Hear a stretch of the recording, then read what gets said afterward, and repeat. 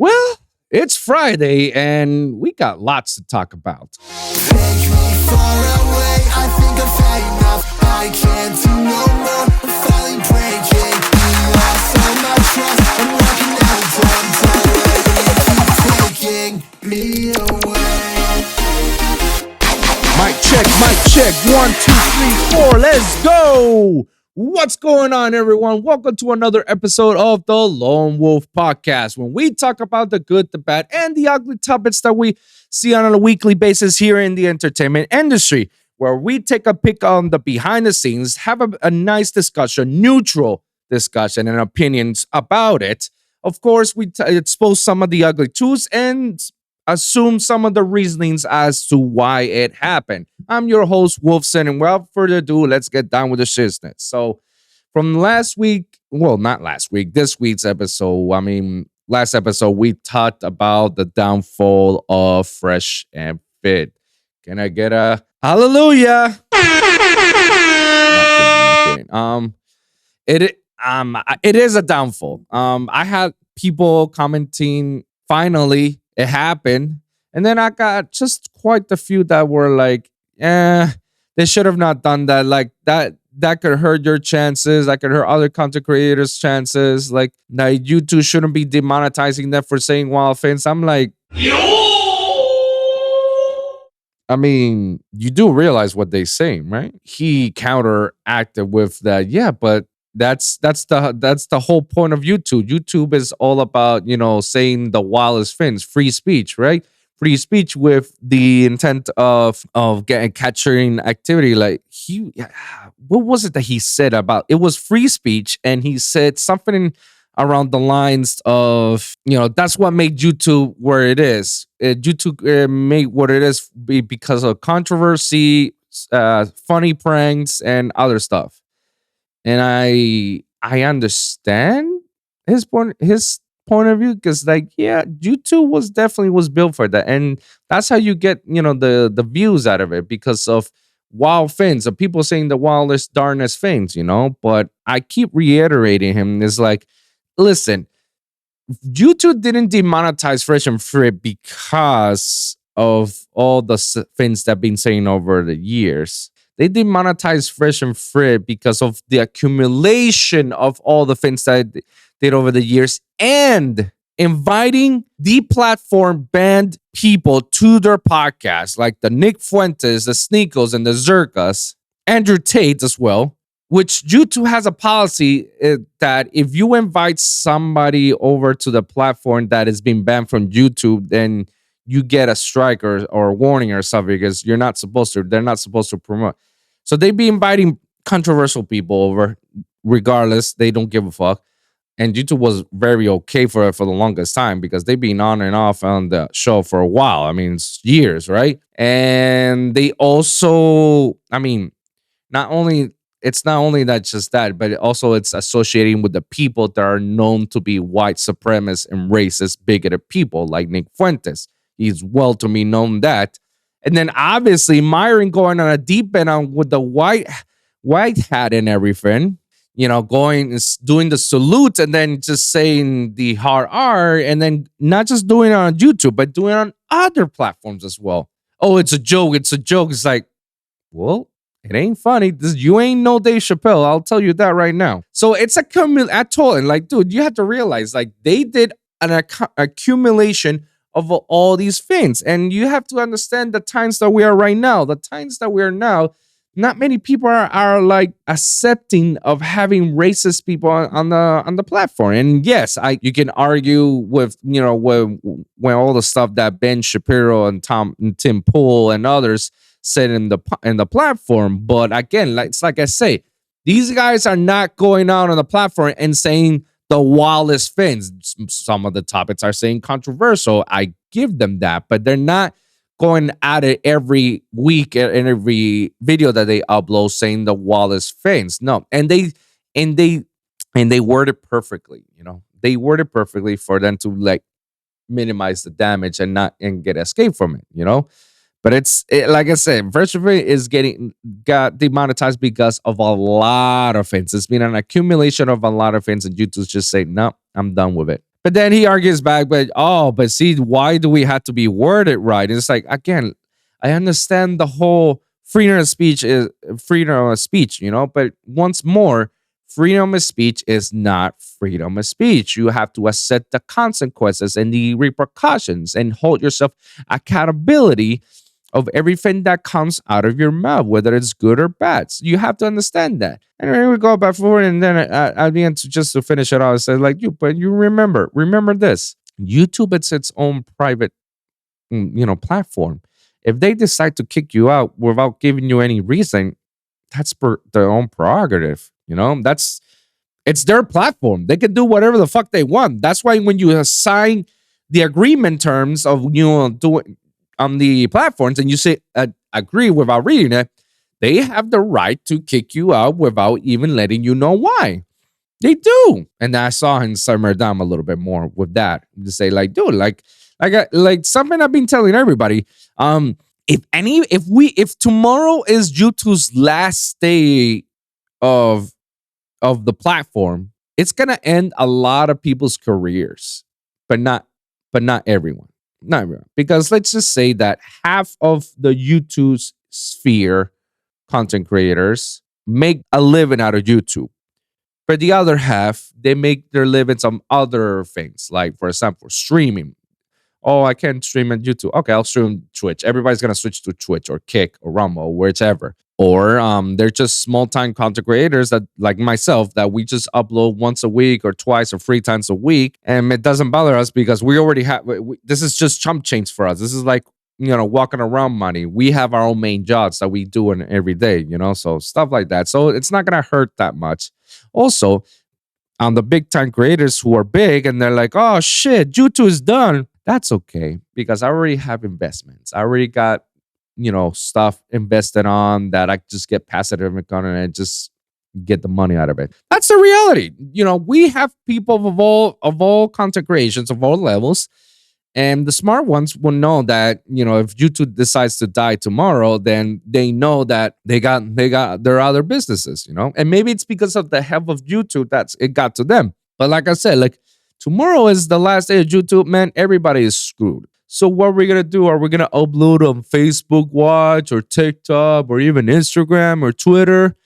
I mean, you can do that, or you just tell everybody to go to your website, subscribe in the newsletter, so that way when are you getting your episodes, and watch all your content, or do the paper or do the pay-per-view shit, which is Patreon. Like, here's my exclusive video of this and that, uncensored, unedited, and stuff like that. There are other options.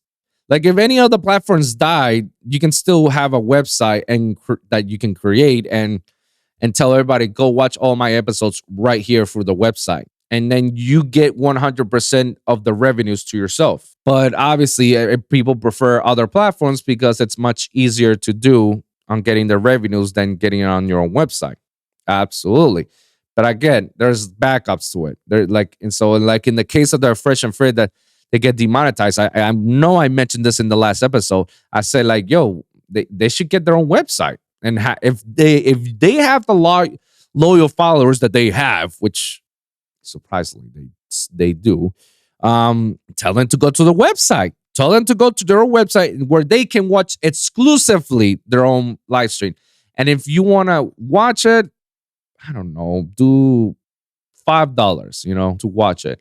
And if they want to super chat, then they can super chat, donate, and whatnot. But no, they go to the platforms like Rumble and whatnot to get it, because it's easier. I get it, but it's not like you say yourself, you got a team, you got a staff, right? Have one of your staff members create a website in which they allows you to stream everything through the website only. It's not that hard.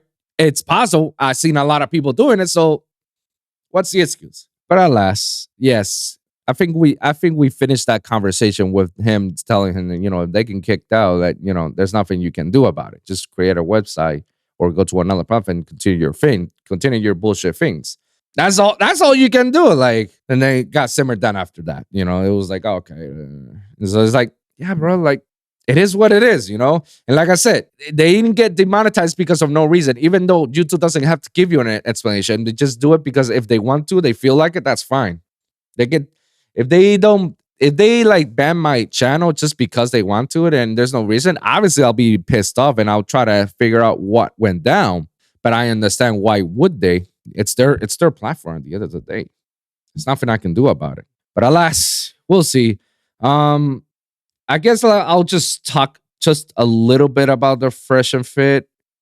I guess I'll talk just a little bit, and then we can move on to certain topics that I really want to talk about. So I guess if you guys haven't noticed it, but my subscribing my subscription or my followers in YouTube has significantly in the past week and a half has increased from the 100 and or close to 200 followers that I have into 1,000, 1,500.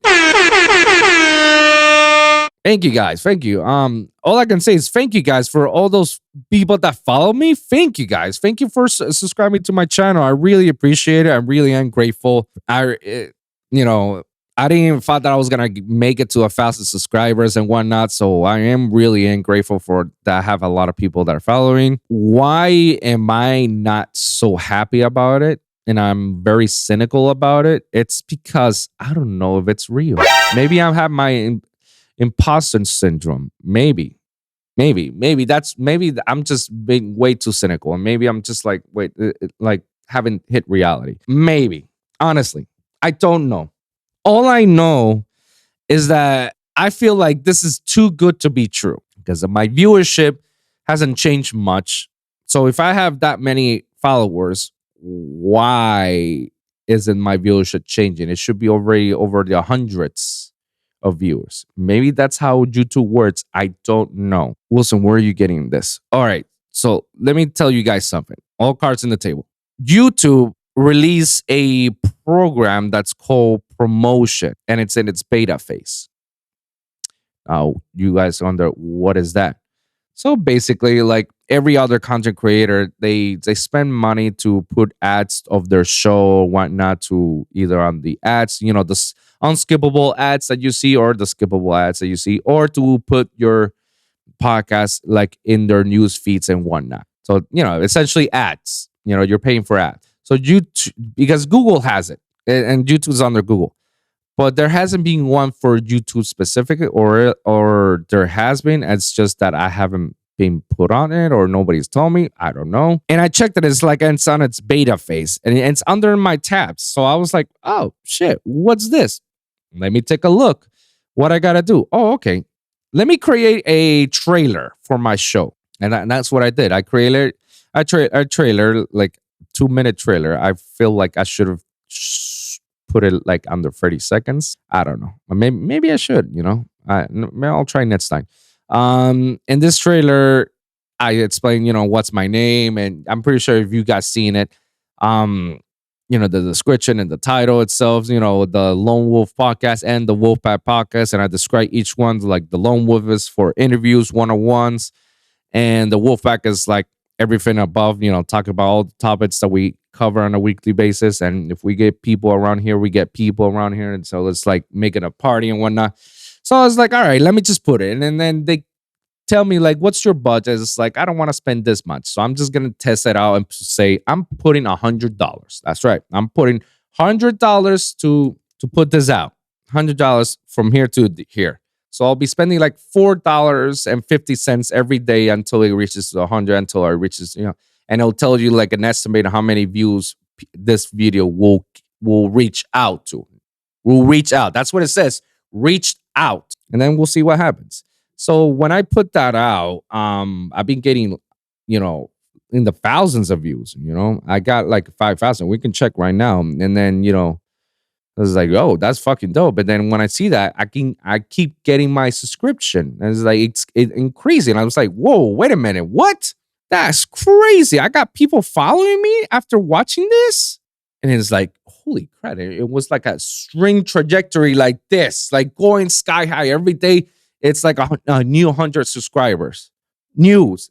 more views on the trailer and whatnot. It just keep going. And I was like, holy fuck. And then I look at, and then when I uploaded one of the episodes, because I got excited, the viewership did not change. It only remained the same as like the 2-digit numbers. So I'm like, how is it possible that, I put this beta, this promotion out on YouTube and it's reaching out to people and I'm getting the subscribers, yet it's not getting that much of reflection on my episode. I can understand if I get like from the 2 digits to 3 digits, that I can understand. I will understand if I see like, 100 viewers on every episode. Sweet. That's a change. I can understand if it reaches to 300 viewers. Fuck, 500. I'll be like, okay, cool. But it didn't change much. And now I'm very skeptical about it. And it's made me think that YouTube has its own botting system. Yeah. And I think that's exactly what they have. Let me show you guys. So you guys see this. This is where my channel contents, right? So you see right here on the viewers, I got 5,642 views, right? With 19 likes and 6 dislikes. Holy shit. I didn't realize that. Damn, that's fucked up. But then again, I got quite a few likes and dislike ratios right here. But you can see like the viewership of it versus this. See? I'm trying to be real as much as possible with you guys. So ever since I released that trailer, this has been the numbers. And this is how much I gained. Almost 12, like literally in the past 28 days, I gained 1,194 followers. Crazy. With a lot of views, I'm one of them. Look at that. So if I'm gaining this much, I should at least be at the 500 maximum. Minimum 100 views per episode. At least. So I'm trying to figure out why. But you can see right here, promotions beta, right here in the channel content. So you see my trailer. I put on a pause because it's like, hold on. So this is how much I spent so far. This is the views that it got. This is the promotion that has reached. So it has been reaching a lot of countries. 253,000 people have been watching my trailer. Oh wait, no, it's the other way. 253,000 people has reached my trailer to their newsfeed. Out of all them, 5,000 only saw. Only 5,000 people saw my trailer. And of those 5,000 people, 675 were subscribed to it. Not bad, right? Hey, it's dope. I'm with it. But again, it's not being reflected to my viewership. And that can hurt me potentially. So let me just go right here. See, this is how much I spent. This is where I wrote promotion headline, description. And this is the title of it. Where it appears. This video will be placed among other videos on the YouTube app, home feed, YouTube search results, and YouTube watch next. So this video is going to be there. And then you see all the countries that I know that this episode, this podcast channel will be interesting. This is how much I put on the budget. I'm being very transparent with you guys. So yeah. So like I gained the followers, but my viewership hasn't changed much out of it. Unless I'm just tripping. Unless I'm really tripping. But this just basically tells me that maybe that's why it's on its beta phase. Maybe. But that just tells me that I just paid an ad to put my video out so people can see it. And I think like due to what they did is they gave me bots. I don't know what's the biggest. I don't know what's the other alternative. All I'm getting is botted. I'm being botted by fucking YouTube. Because I see that I just saw right now the like and dislike ratio. It's like, okay, cool. But the like and dislike ratio is still not that big. And no comments out of it. I've been having at least average one comment per episode. And if anything, I would have like at least 10 people commenting on my episode letting me know. So what is this promotion beta that YouTube is giving us as content creators? Like, what is it? If you guys want me to deeper on this, let me know in the comments down below. But I feel like I just pay YouTube for them to bot my channel. That's how I feel. And if somebody tells me, yeah, Wilson, about time that you realize that's what it is, then all right, then let me know. Because it's like because if it is, then I'll be like YouTube, yo, like give me my fucking money back. Like if I knew I was gonna be bought it, I might as well go to fucking Fiverr and get it for less. Like what the fuck? Like jeez. Like I don't know what's going on, honestly. You serious? I will go in the rabbit hole with this. I'm gonna go with the rabbit hole. I'll talk about it in the next episode, But yeah, I like again, if I'm being a little bit too cynical, it's like it's within reason because I just don't see it. And maybe the topics I'm talking is not that interesting. But then again, I do have the commentators to talk about it. I don't know, honestly. I just have to see it again, see what's up. But anyways, let's just move on. This is pretty good. Before we move on to the next one, I definitely want to talk about something that Destiny is been mentioning, about the whole Sneeko and Zerka and Fauzi and all this shit. Like, I definitely want to talk about because, yeah, let me tell you guys something. Fauzi is on a deep bend, a manic episode and whatnot. We'll discuss. This is something I look over on the one of Destiny's, fan page, DGG Volt. So I like how they cut all the important parts instead of watching the whole stream. So it's like, here, straight to the point. This is where I like that. So we're just gonna watch this. So you're getting punked by Fuzi so much. That's just crazy. Look how Fuzi's at. Wow, look at Sneeko. I don't understand why Sneeko. Well, I do understand. When I say I don't understand, what I'm saying is like it's so hilariously hypocritical.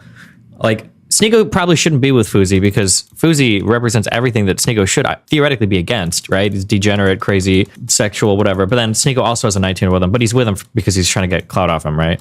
But then he's also like, what does notice he can't have fun? Why is he not allowed to like? You ever notice how Sneeko tries so hard not to smile all the time? He's like, I think somebody told him at one point like strong men never smile, and so Sneeko's like entire existence is like this picture now. Seriously, like I can't enjoy anything ever. Like now that I've left the Red Pill arc and we're done with that, now I'm going to be way more candid about all of this because I'm not trying to appeal to those viewers anymore. So if you're a Red Pill fan and you stuck around like this, he's got reasonable takes. Now you're going to hear the real takes. Okay? You guys hate sex. You don't have sex. If you do, you suck at sex. And I think a lot of these people are buying, getting on these apps and getting them, and you guys are just weird about it. Out of here. Red pill people and sex is the cringiest thing in the world. All of this is gross and disgusting. And the saddest thing in the world, too, is how every single movement that revolves around women ultimately relies on the validation that you get from those women. It is the saddest thing in the world. You guys would rather walk into a club with 4 hot chicks than 2 Bugattis outside, both in your name, because you think the validation you get from women is so important. Just like it is. And the saddest thing too is I think it's only like me and like maybe 5 or 10%. I don't know how many people are actually confident or actually masculine or actually have an idea of like where they stand in the world so they can perceive these things. It's crazy to me that you see people like Zerka or these guys with all these girls on screen. You're like, wow, those guys are so cool. And if you're a guy that actually or like has something in life or has some kind of meaning or purpose or isn't a destitute loser, you look at it and it's so obvious. It's the equivalent of like buying like a $2 million Rolex when you have a net worth of negative $1 million. It's like, bro, how much validation do you need? Are you okay? Do you need to scream to the whole world that you've got like a chick with you? Like, is that how rare it is? Is that how uncommon it is? Is that how important it is for you to know that everybody else knows you're getting laid? Like, who cares? It is so emotional. Oh my God, it is so cringe. I'm so over it. I'm so over all of it. I'm out of those spaces. Thank God. Holy thank God. For you. All right, I'm gonna pause it right there. I mean, that city could have said it any better. Nani? That's how I feel as well about the Red Pill space and all the people that follow the Red Pill space, and all the Red Pillars, the Godfathers, the Grand Godfathers, and whatnot. That's what I've been always feeling about it forever. I mean. Destiny is on a level that he can actually say these wild things all in one sentence. I'm not there yet, but I feel the same way, and I've been saying these as well. I guess I've been saying it in a more nicer word, but it's true. And I'm sorry to tell you that, you guys, anybody who follows Fresh and Fit and Rollo Tomasi, MLD, Circa, and the pretend Circle, the pretend Sneeko, the pretend Nick Fuentes, and the Tates, and what's the other guy? It stays in Donovan Sharp. If you follow all these guys, it's because you guys are literally alone. Emotional, damn it. Again, I've talked about this in one of my previous episodes about the red pill space. How they're a bunch of phonies, but these guys are just talking out of their asses and say the things that you are too afraid to say. But they can say it because they're already on a level that, they're like on a Teflon Don situation, but not really. And they're like, oh yeah, fuck women. And at the same time, wait a minute, you say fuck women, but then again, you're alone and you want women? You want what? Emotional, damn it. If you really say like fuck women, but at the same time, you want to be getting laid by a woman, isn't that a little contradicted? Congratulations, you played yourself. I mean, Hold up. Wait a minute. Something ain't right. Logic, right? That's their logic. That's the logic, right? Yeah, no. That's just what it is, guys. I mean, Destiny could have. I don't know. I don't have anything to add on top of what he really truly say.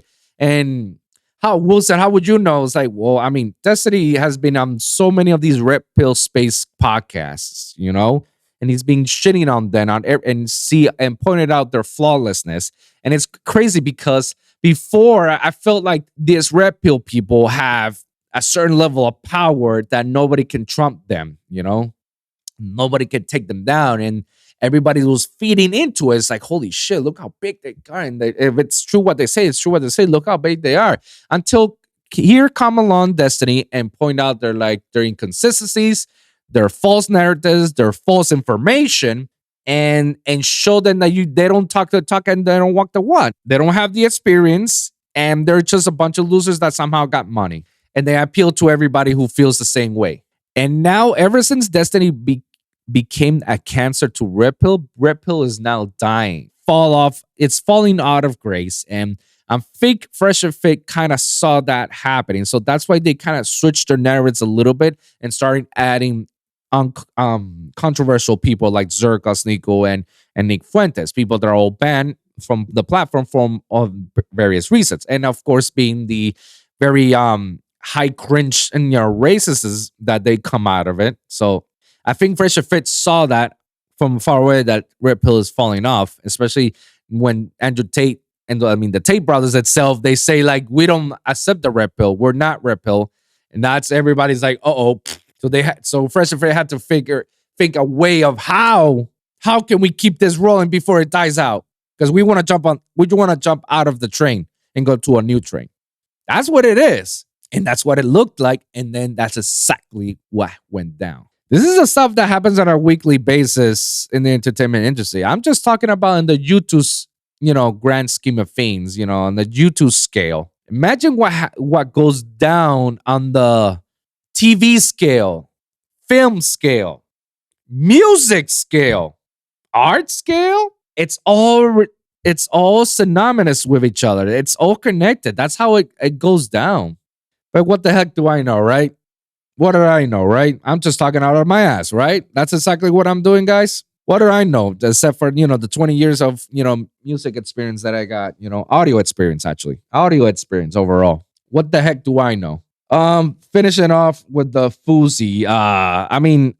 Just recently, I'm not gonna play the video because I saw it. It was so cringe. It was just like, ugh. I don't know. I feel like ever since Fuzi did that video with the woman while he was streaming, the woman was in the let's just call it. Ever since he did that Mile High Club video with this woman that she was sex slaved. It was a sex trafficker that she was trafficked, which is like kind of wild to me. And I was like a subject like I do not want to touch. But he still went on to proceed and try to get down with it. And according to him, he did get down with her. I don't know. I wasn't there. But I feel like ever since that incident happened, I feel like this guy just went on a deep end and just said, all right, let me just do the most craziest and wildest things and I'll get the exposure and get the money. And then he get banned from Twitch for a while, and then he decided to go to Kick, and now streaming on Kick, and then he's just be doing some wild, cringy shit. It's just like you could tell that this guy, it's either doing it on purpose, which is kind of smart because that's how he gets views, but at the same time, it's kind of dumb because you're spending way too much money than what you're receiving. You're overspending of what you're getting, and you should be like a little bit more slowing down the pace. But he's just doing it as a fuck, and then and then the second thing is, no, he's really on a manic episode, and he's really freaking out, and he's like on a deep end, and it's just going nuts. He's just going crazy overall. It needs to be stopped overall. That the guy is picking fights. He's just for no reason. He's talking mad shit to people. He's just doing crazy stuff. And then the last thing that we saw was him streaming of him supposedly being a hostage situation and get so swatted. And I'm like, how are you in a hostage situation when you got your bodyguard and you're okay, you're good? Somebody called and apparently said, I'm gonna come after you, which I feel like, yeah, that's messed up. But if you don't have anything other than just have a prank call, there's nothing that police can do. And the police saw how crazy he's been acting, how disoriented he's been, and how like erratic he's been, that the police just say, you know what, we're taking you under custody, because you're not, this is not right. And then he goes off with the free Fuzi hashtag. I'm like, dude, what the fuck are you doing? Now you got yourself a record and you're getting arrested. Like, what are you doing? That's the latest thing I've heard from Fuzi. I mean, getting arrested by the Miami cops, but I don't know, guys. I really don't know. What to say about this, What else? What else is there to talk about? Oh, there's definitely quite a few things that I want to talk about. I want to play this clip so you guys can understand where I'm coming from when it comes to contracts and likeness in the entertainment industry. And you guys believe I'm bullshitting, but we can hear from the horse's mouths. Watch this video. Hold on. Josh Peck was getting $1,500 or $3,000 an episode. But also, he said he wasn't getting royalties anymore. Jason is still getting royalties from Drake and Josh. Yeah. But Josh wasn't because he was a kid when he was doing it. No, because he was a lead. Oh, whoa. Yeah.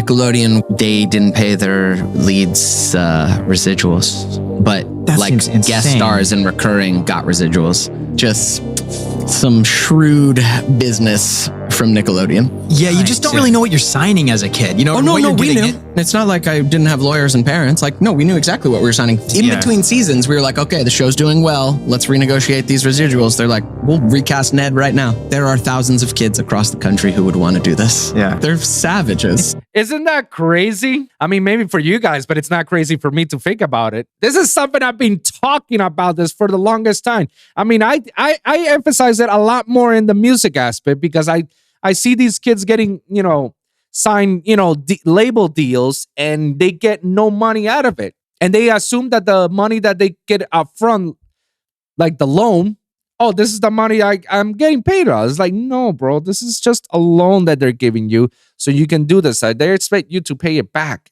with interest. Royalties? Oh, you only get a small percentage. You're not getting that much. We're getting the whole thing.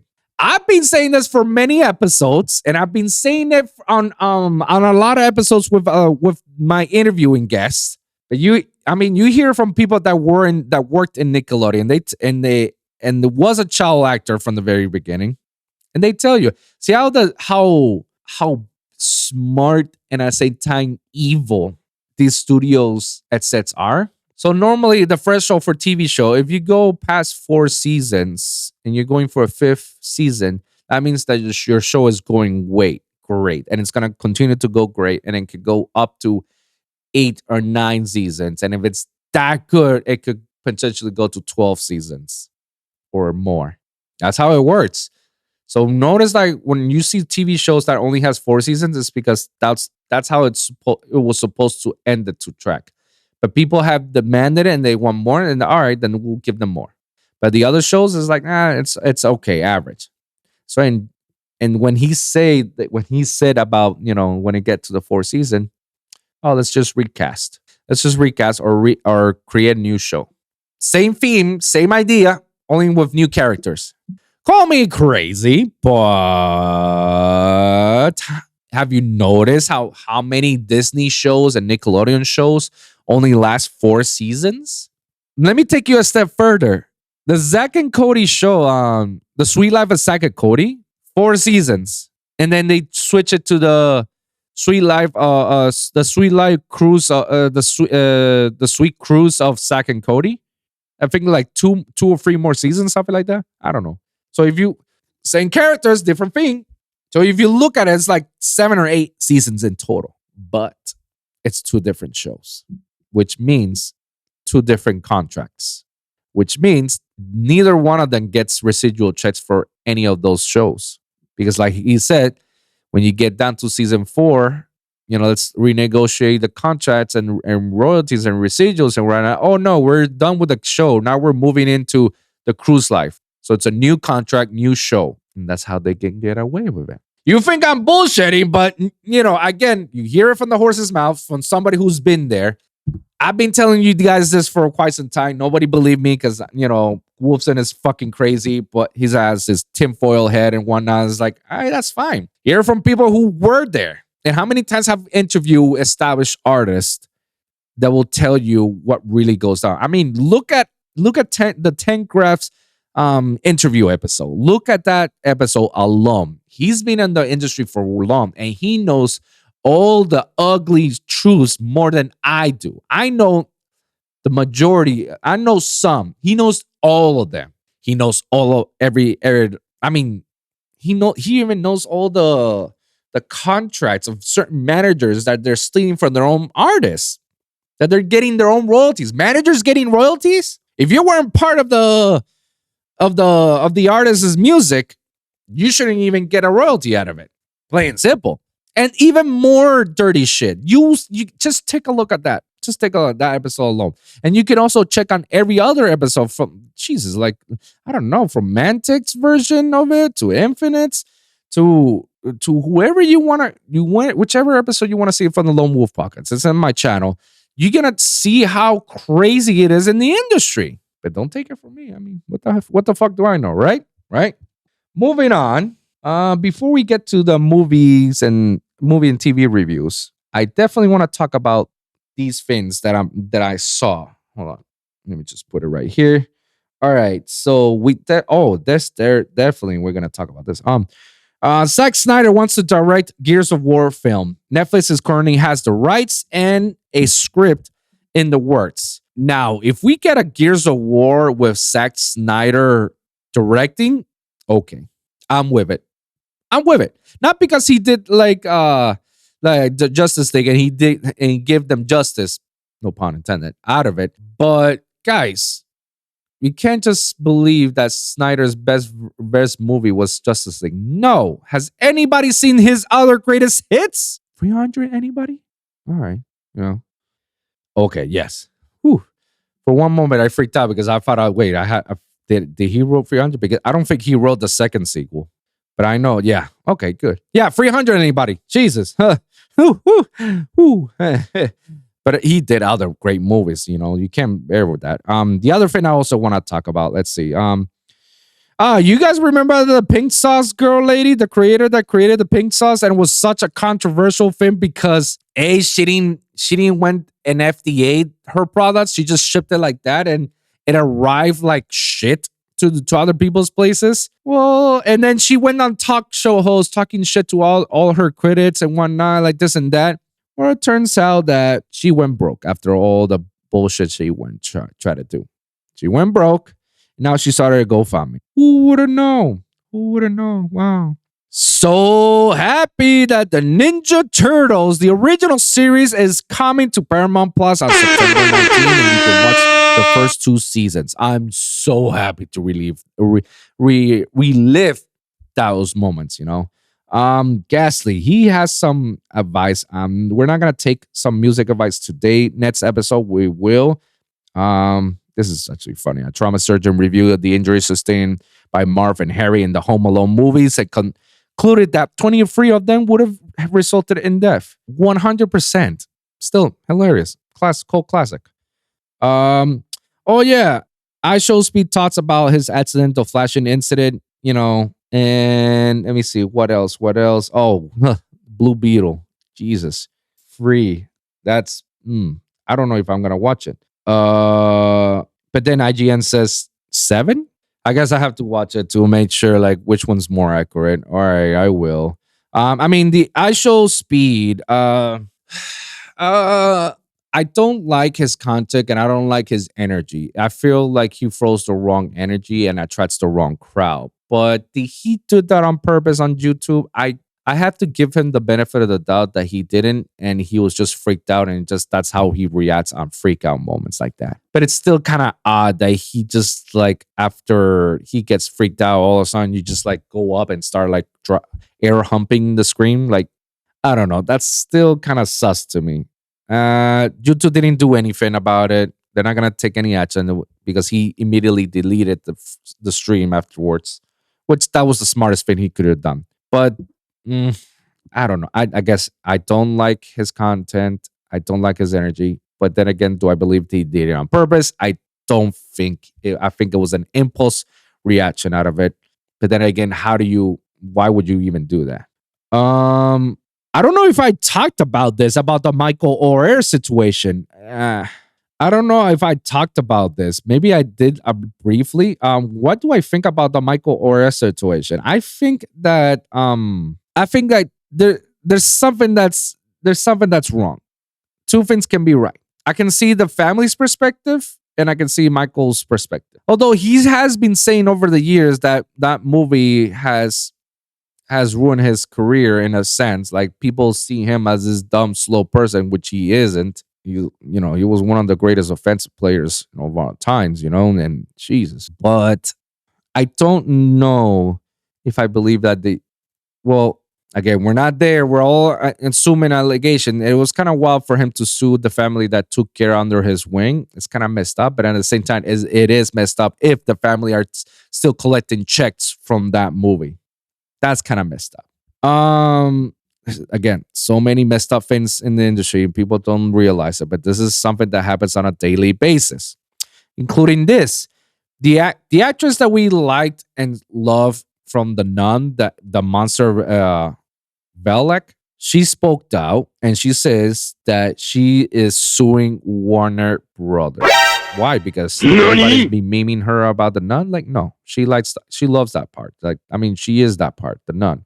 No, she's suing Warner Brothers because allegedly they are hiding the true amount it made from her character. They have a contract where she receives a percentage of merch and revenues. And what was the other thing? Yeah, they're just hiding the contract. They're saying that the amount of money made from the merchandise featuring her character. Her contract includes the stipulation that she would receive a share of Warner Bros. Gross receipts from the merchandise featuring her character. However, between 2019 and 2022, Warner Bros. Sent her a written statement showing her share of revenue, which she alleges was inconsistent with the extensive merchandise activities for her character.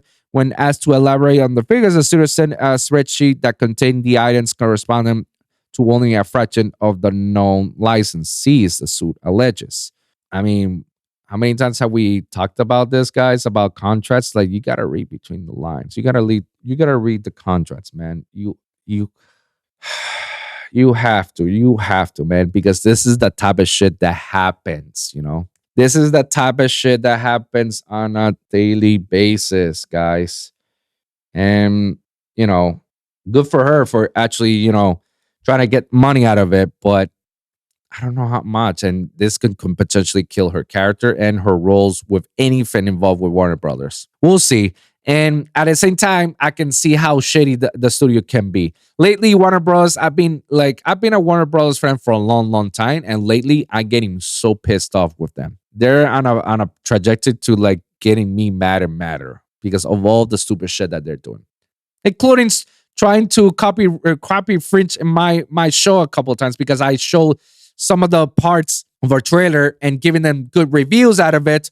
But there's no mute, there's no audio. There's just me talking over it, reactioning. But they still feel like no, it's been not under fair use. It's like, get the fuck out of here. Oh yeah. So all right, we don't have much time, so we're gonna talk about the Oppenheimer review and Ahsoka review, and then we're gonna switch to the talking about the PlayStation Portal that apparently just come out.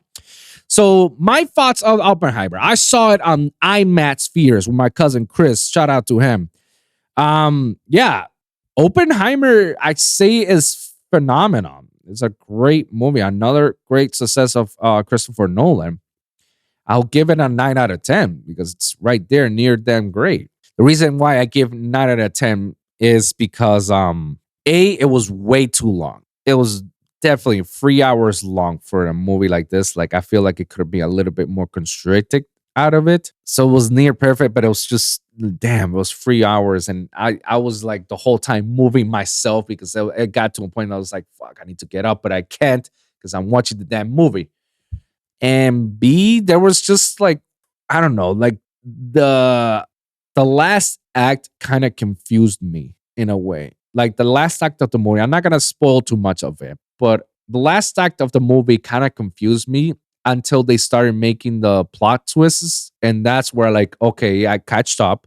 And the last plot twist was just like, bro, Oppenheimer is the G. He's the G. And he slam dunked that shit.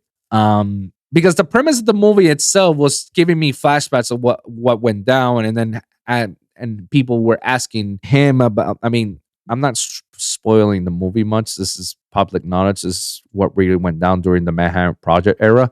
The whole premise of the show, all am I getting flashbacks and what really went down and what Oppenheimer was doing and this shit and whatnot. But there was just quite a few inconsistencies, and you lose some of it. That is like, fuck, when did this happen? Who was this again? Blah, blah, blah. It was just like, you need to catch it all.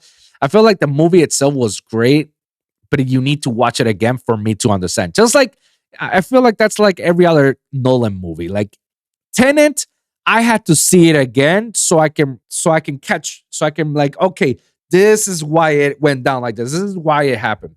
Because the first time I saw it, I was like, what the fuck just happened?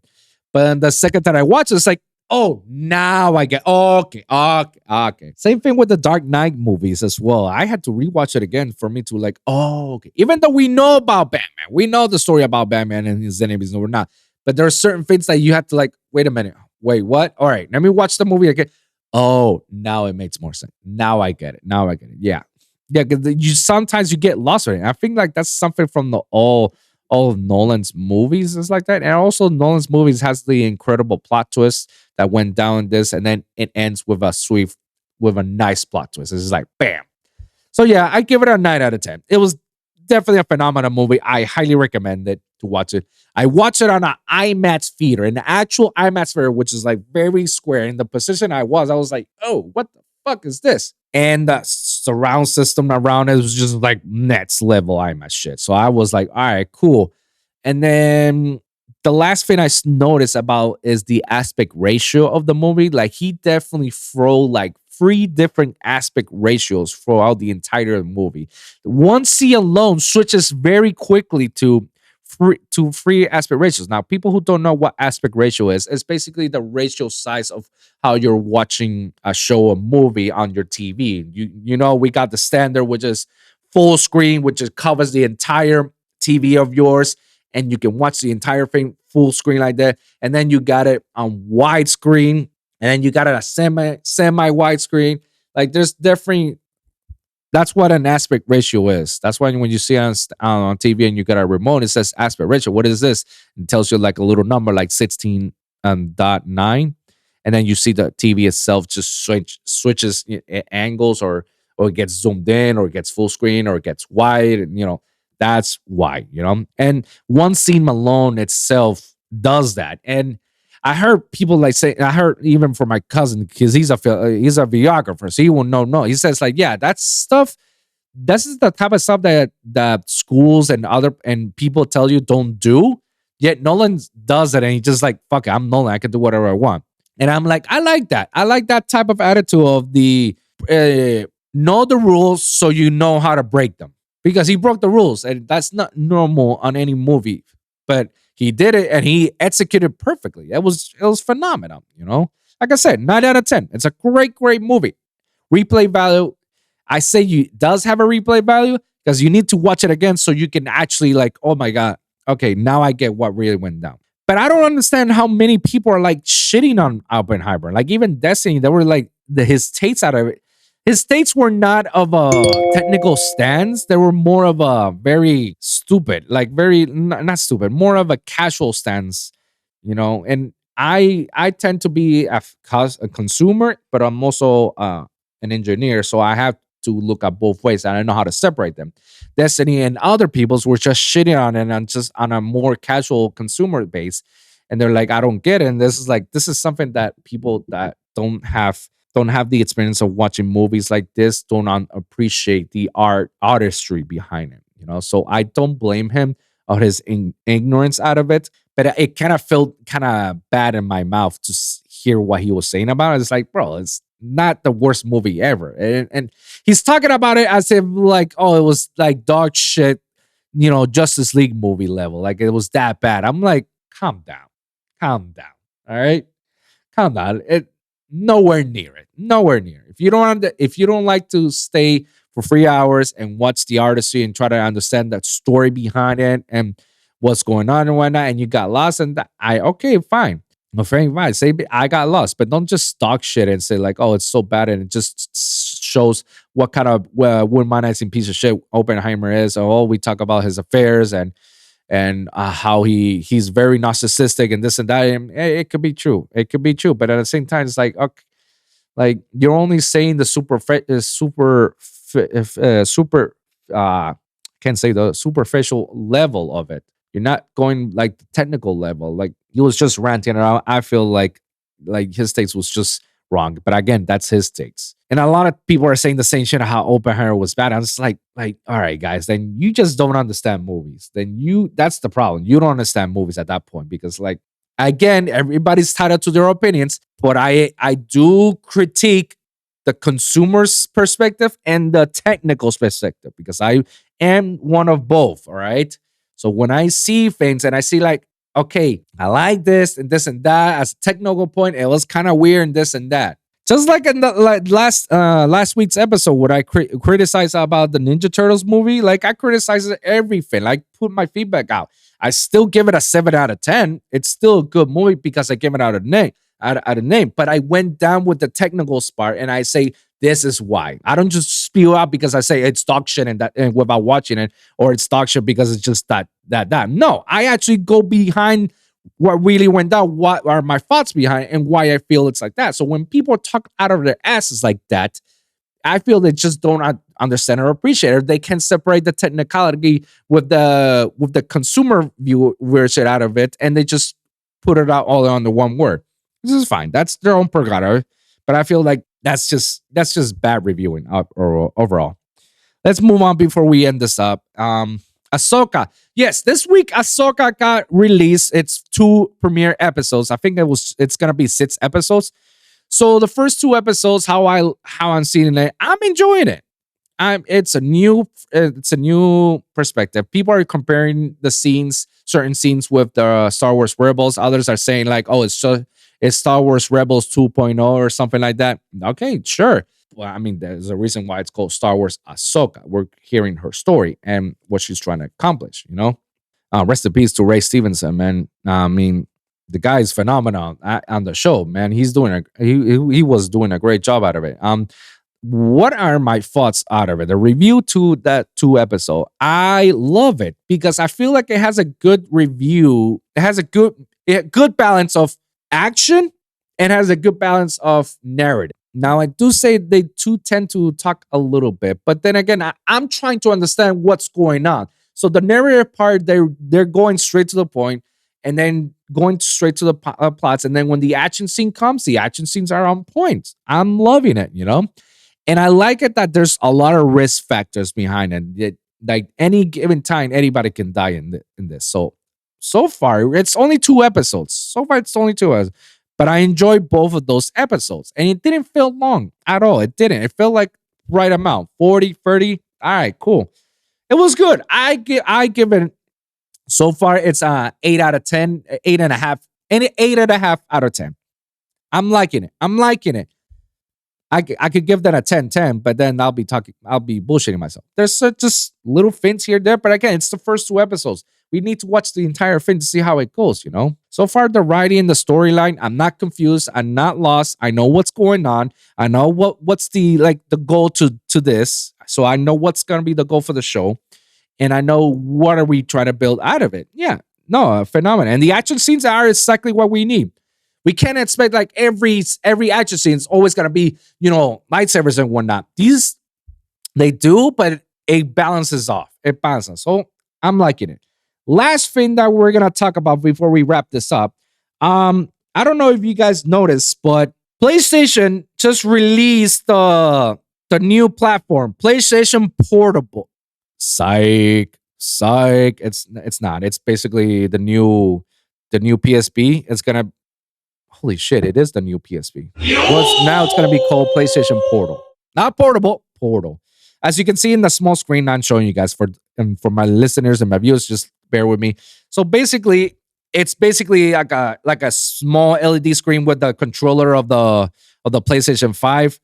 I mean, looking at it, it looks phenomenal. It looks great and everything and whatnot. Like, it's something that, you know, you want to do, but there's just so many things that, like, I'm against it. I mean, the price. I mean, one of the things that I'm against it is the pricing. Pricing $200. Oh, but it's not bad. It's like, hold on, just hold on. Here's the thing about this, bro. It's a streaming PSP. Nani? Yeah, guys, it's a streaming PSP. What am I talking about? Guys, you can't download any movie. I mean, you can't download any games and download it onto this because you can. It can only work streaming wise. So basically, it doesn't have any compact disc for you to work on. So it doesn't have like a little cartridge or anything to you put in. It only allows you to play the Portal when you're connected on Wi-Fi. So you have to be on Wi-Fi. So even if you had games and it's already downloaded, you can't play them. It has to be on Wi-Fi connected. That sucks overall because the Switch allows me to play anywhere I want without requiring the Wi-Fi. And even games that I've downloaded and purchased, I can still play them without the Wi-Fi. Here, it doesn't do that. Bluetooth is not enabled. So you cannot put any sort of headphones other than the PlayStation headphones that is designed for that PlayStation Portal. Yes, guys. So yeah, nice little $200 console, small little console, but you have to purchase on top of that exclusive PlayStation headphones for you to use that game. For you to use the freaking Portal, you need to have an exclusive headphones. That's crazy. You serious? So forgive me if I'm like, it's only $200. It's like, no, guys, it's not only $200. It's $200 plus all the accessories. And you can't play them anywhere you go. No, you can only play them when you're on Wi-Fi, which sucks because the whole point of having a PlayStation Portable or PlayStation Portal, it's so you can fucking play anywhere you want. But you're taking that away from me. No, it has to be streaming because it's designed to be streaming. What? How do you design a console and make it only to be streamable? Like, you're telling me I cannot play Final Fantasy. I was even saying, like, man, I cannot wait to play Final Fantasy 16 to finish up the game while I'm at work or while I'm not doing anything, while I'm traveling. I could just like stay in there for hours and just finish the game on my own. No, you can't even do that. It has to be streamable. So to be streamable, what is it that you need? Wi-Fi. So what's the whole point of that? I might as well continue playing it on the PlayStation. Gotcha, bitch. The only logical thing that I see like this is valid is say that you have a family and you want to spend time with your family and everybody wants to watch TV, but I want to play a video game because I work my whole life, my whole day. I just want to watch. Okay, but it's family time. You need to be with your family and kids. It's like, okay, cool. I don't. Okay, let the kids watch whatever they want while I'll play my game. That's the only logical time I see it happening. That's the only time I'll even purchase it. When I have a family, the kids want to see a show, but I want to play a video game. All right, let the kids watch their show. I just go right here and play my little video game from here. That's the only time I can see it, ever me doing it, or ever me purchasing it, or the only time I can see it. But other than just, I don't know. I feel like what I think about the Portal so far, 5 out of 10. You can't download games. It has to be streamable. You have to connect to Wi-Fi. You cannot have any headphones other than PlayStation home alone headphones, which they're becoming Apple at that point. I don't know, guys. It's just I was thrilled, and then now this just like. So I don't know. In a few years, I'll get it just so that way I can have it and play my games while my kids are watching it. We're not having any, but in a few years, I know I will, and it's gonna be a thing that the kids want to watch something, and I just want to, play my game. That's the only time I see it happening. So we're just gonna wrap this up, guys. Let me know in the comments down below what you guys think about today's episode and what are your thoughts. I mean, just let me know, and I'm more than happy to comment back. And I've enjoyed it. Shout out to Michael, Ruben, and Chris, and Manu, for all these guys, and Mike, to continue supporting my podcast and continue commenting and going back and forth with me, guys. Thank you guys very much for it, and always, looking at my show. We're gonna wrap this up, guys. Thank you for listening, and remember to like and subscribe for your weekly episodes at youtube.com/TheLoneWolvPodcast or youtube.com/@LoneWolfPod. Check all my latest episodes, the Lone Wolv Podcast and Wolfpack Podcast. You can also check the audio versions on SoundCloud, Spotify, iHeartRadio, and Apple Podcasts. And of course, guys, let me know in the comments down below. Share your experiences. If you got a specific topic that you want me to cover, please let me know in the comments down below. I'm going to do my best to cover it on the next episode. So, guys, thank you guys for tuning in. We'll see you guys in the next one, all right? Peace.